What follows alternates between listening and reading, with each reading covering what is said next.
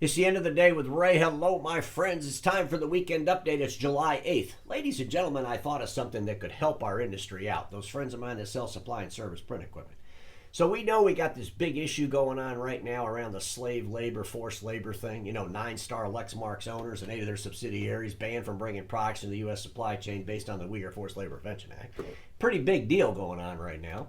And I'm thinking to myself, we got to be able to know if the products we're buying were produced by slaves. And the easiest way to do that is to have a clear marking, kind of like the FDA does on the food that we eat.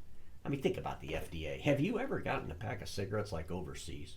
I mean, seriously, they'll show you like, you know, a tongue rotting out of somebody's mouth, their cheeks are all gone, their throat's got a big hole in it. I mean, they really scare the shit out of you. Like, you buy this pack of cigarettes, this is what you're going to look like. I mean, it's like, oh shit, I don't want to buy that. Well, what if they did that same kind of practice around the slave labor thing? In other words, what if the leasing companies, you know, they all got together and said, look, if the products you're selling were put together with slaves, then we want to have a slave labor rate. We want to be able to explain to the end user why this stuff's so cheap. So the reason the lease is so much less than the competition is because this lease we're using products that were produced by slaves. It's the slave labor rate.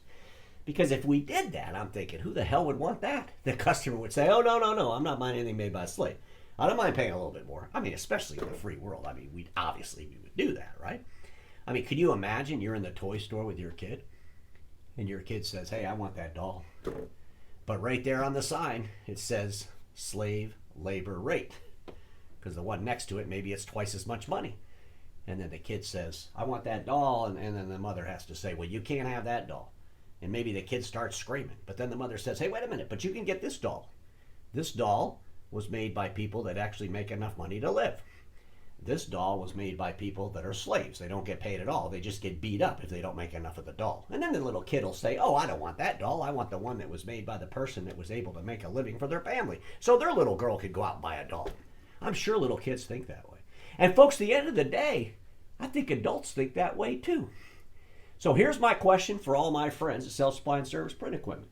Should we start putting on the lease documents slave labor rate? Should we start explaining to the end users, hey, the reason your managed print services contract is so cheap is because the toner we're using, well, it's manufactured through slave labor.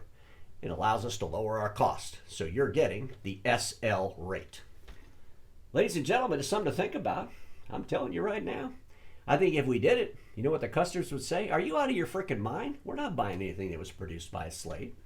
And then eventually, you know what else would happen? Well, all those friends of mine that sell supply and service print equipment, they wouldn't even consider buying anything that was produced or manufactured by slave labor or had any association with being produced or manufactured by slave labor.